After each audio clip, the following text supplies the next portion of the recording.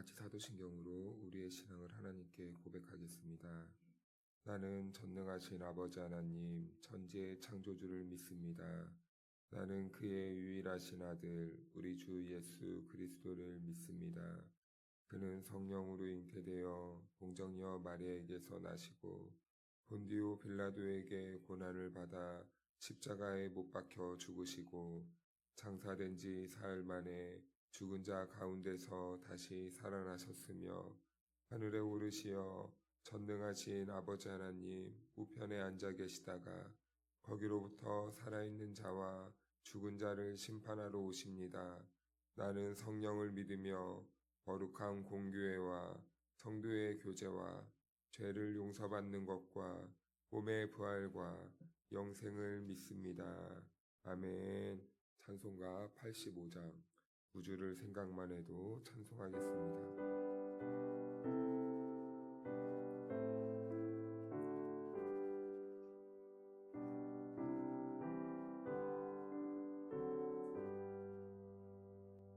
구주를 생각만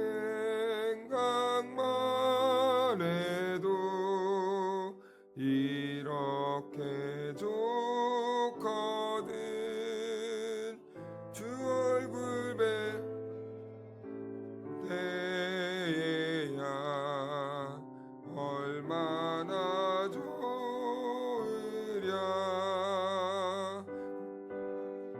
구주 예수의 귀하신 이름은 천지에 있는 이름 중 비할 데 없도다. 참에게 아는 자에게 소망이 되시고 구하고 찾는 자에게 기쁨이 되신다. 예수의 넓은 사랑을 어찌 다 말하랴. 주 사랑 받은 사람만 그 사랑 알도다. 사랑의 구주 예수여 내 기쁨 되시고 이제로부터 영원히 영광이 되소서. 아멘. 오늘 우리에게 주신 말씀은 출애굽기 33장 1절에서 11절입니다. 여호와께서 모세에게 이르시되 너는 내가 애굽 땅에서 인도하여 낸 백성과 함께 여기를 떠나서 내가 아브라함과 이삭과 야곱에게 맹세하여 내 자손에게 주기로 한 그 땅으로 올라가라.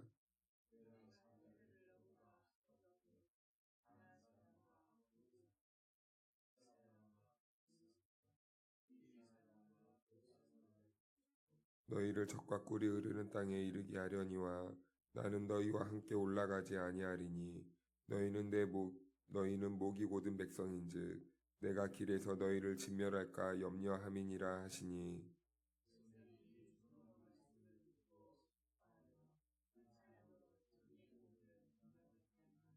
여호와께서 모세에게 이르시기를 이스라엘 자손에게 이르라. 너희는 목이 곧은 백성인즉 내가 한순간이라도 너희 가운데에 이르면 너희를 진멸하리니 너희는 장친구를 떼어내라. 그리하면 내가 너희에게 어떻게 할 것인지 정하겠노라 하셨음이라.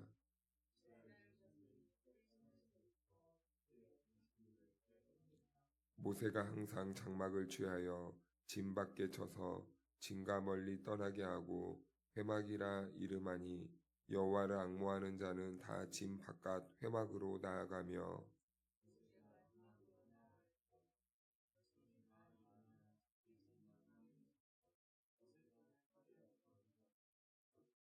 모세가 회막에 들어갈 때에 구름 기둥이 내려 회막문에 서며 여호와께서 모세와 말씀하시니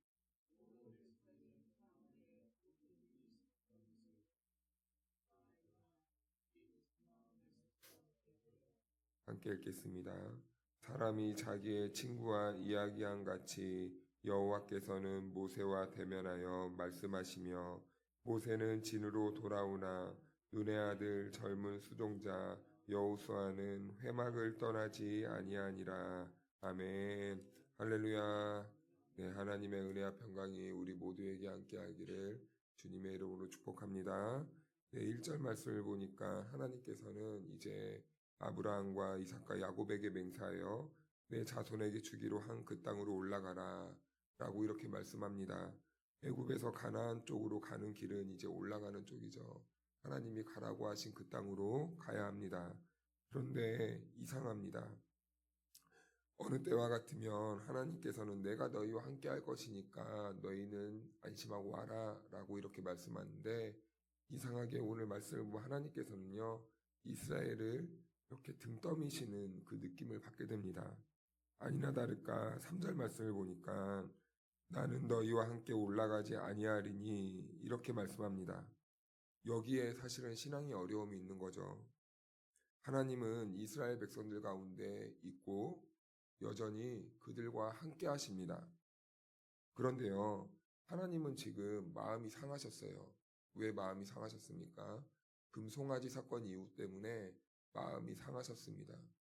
하나님께서는 이스라엘 백성들에게 너희는 나 외에 다른 신을 섬기지 말라라고 했는데 그새를 못 참고 모세가 호렙산에 하나님의 율법을 받으러 간 사이에 이스라엘 백성들은 밑에서 아론과 함께 합력하여서 금송아지를 만들어서 우상 숭배를 하고 있었던 것이죠. 그래서 하나님께서는 마음이 많이 상했습니다. 기분이 나쁜 거죠.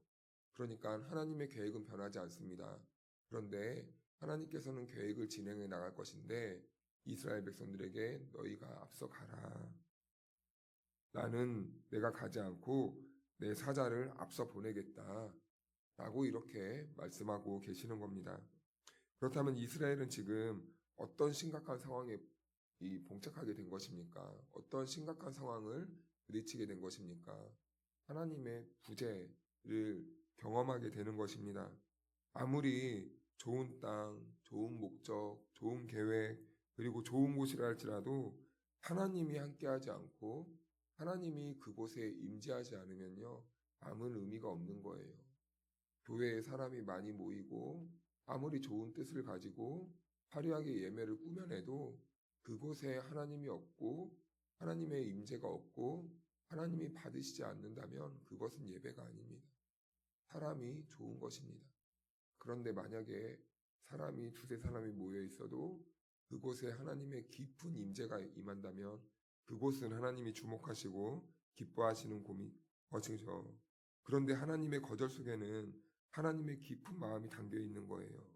그 이유는요, 다 이스라엘 백성들을 또 사랑하시는 하나님의 마음이 담겨 있는 것 같습니다. 3절 하반절 말씀을 보면요, 이렇게 말씀하십니다. 너희는 목이 곧은 백성인즉 내가 길에서 너희를 진멸할까 염려함이니라 하시니. 아멘. 하나님은 거룩한 자이기 때문에 죄악에 빠져있는, 즉 우상숭배의 깊은 그 영적 타락에 빠져있는 이스라엘 백성들이 거룩하신 하나님 앞에 있다면 그 이스라엘 백성들이 죽을까 염려함이라. 하나님은 거룩하십니다. 거룩하신 분인데요, 죄와 함께 할 수 없어요. 죄가 있으면 소멸할 수밖에 없습니다. 하나님은 그런 분이세요. 그래서 죄를 가지고 하나님께 나아갈 수 없는 것입니다. 즉 이스라엘의 지금 영적으로 타락하고 있어서 하나님과 함께 할 수 없는 그 상태에 있기 때문에 하나님은 나는 너희와 함께하지 않겠다. 이렇게 말씀하시는 겁니다. 그렇다면 이제 이스라엘 백성들은 어떻게 해야 됩니까? 어떤 반응이 일어나야 되겠습니까? 우리 4절 말씀을 다 같이 한번 읽어볼까요? 시작.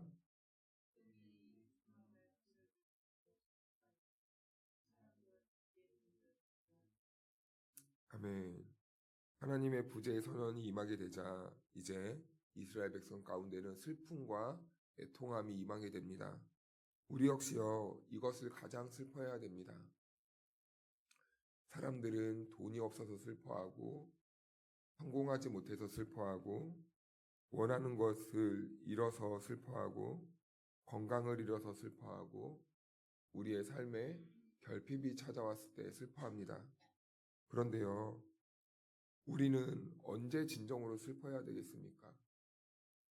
내 안에 하나님의 임재가 느껴지지 않을 때, 우리 교회에 하나님의 임재가 느껴지지 않을 때, 우리 교회에 하나님의 부재가 경험될 때, 우리나라에 하나님이 없다 여겨질 때, 우리 성도들은요, 이때에 가장 슬퍼해야 되는 것입니다.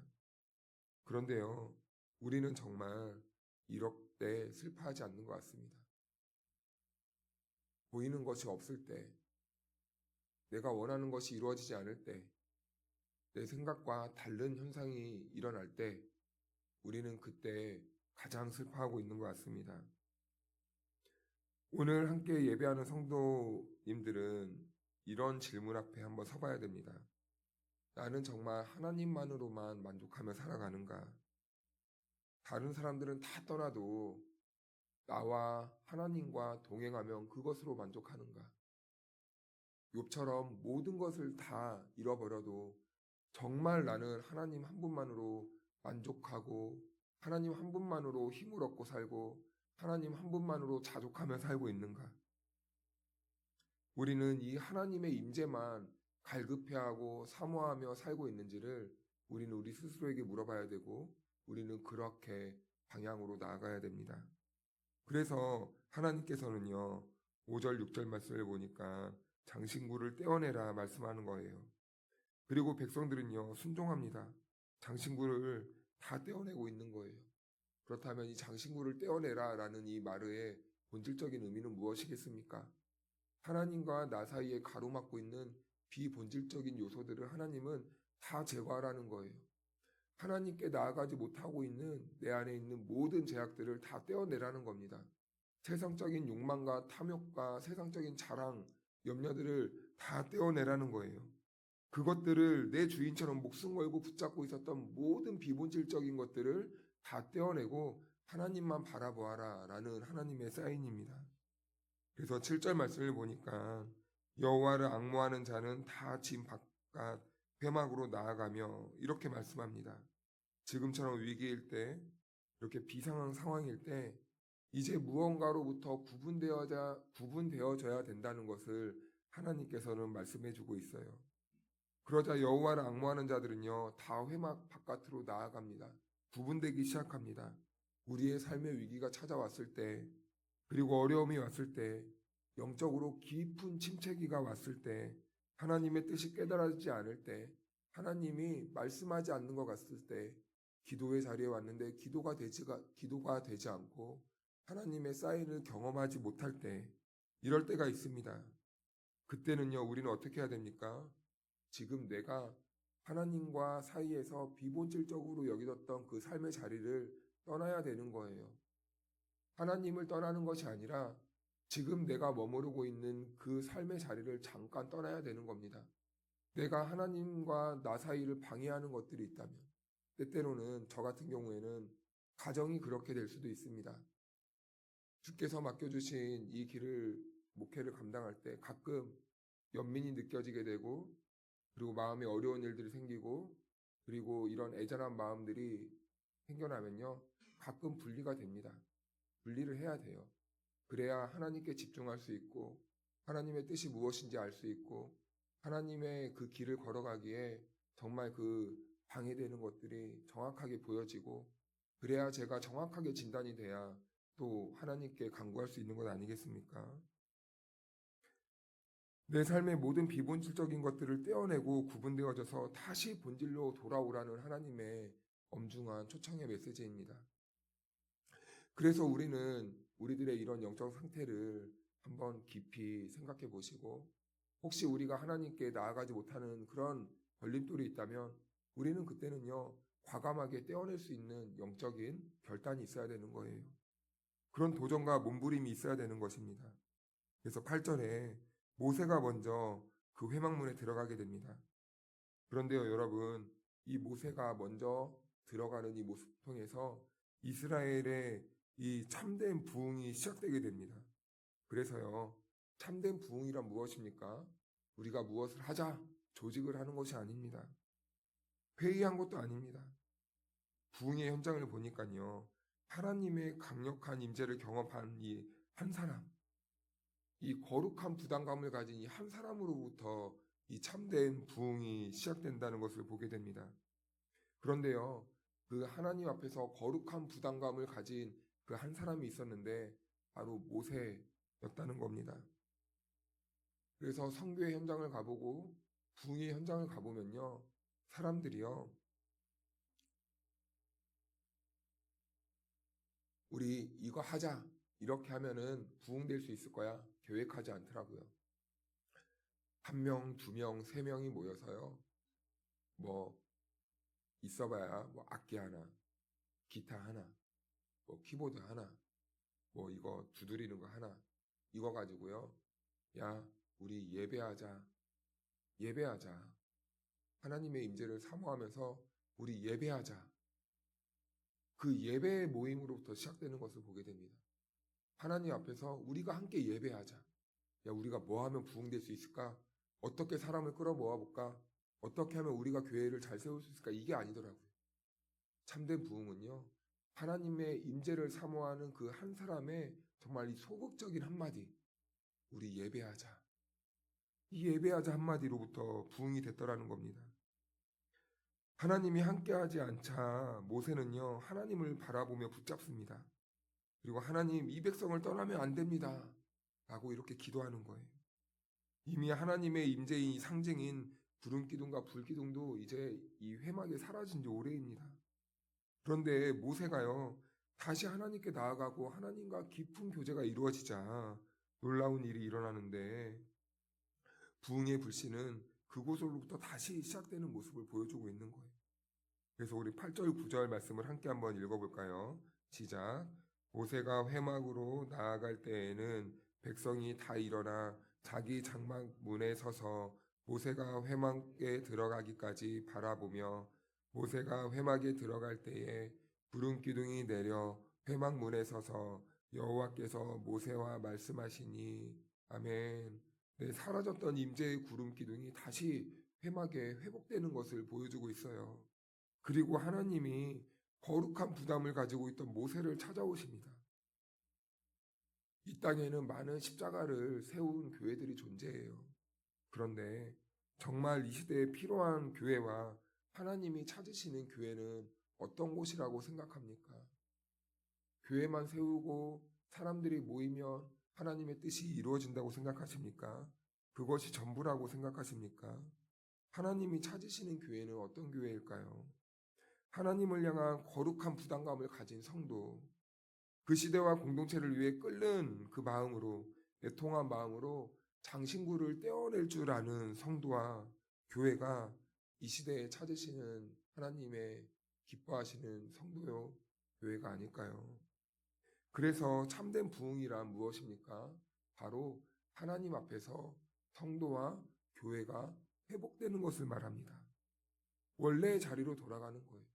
비본질적인 모든 것들을 떼어내고 하나님께만 집중하고 돌아가는 겁니다. 그럴 때 사라졌던 하나님의 임재의 상징이었던 구름 기둥이 다시 회복되고 있는 모습입니다. 우리 교회에 하나님의 부흥을 다시 회복하는 그 은혜가 있기를 축복합니다. 우리가 포기하지 않고 하나님의 긍휼과 자비를 먼저 구할 때 하나님께서는요, 사라졌던 그 임재의 구름이 다시 회복되기 시작해요.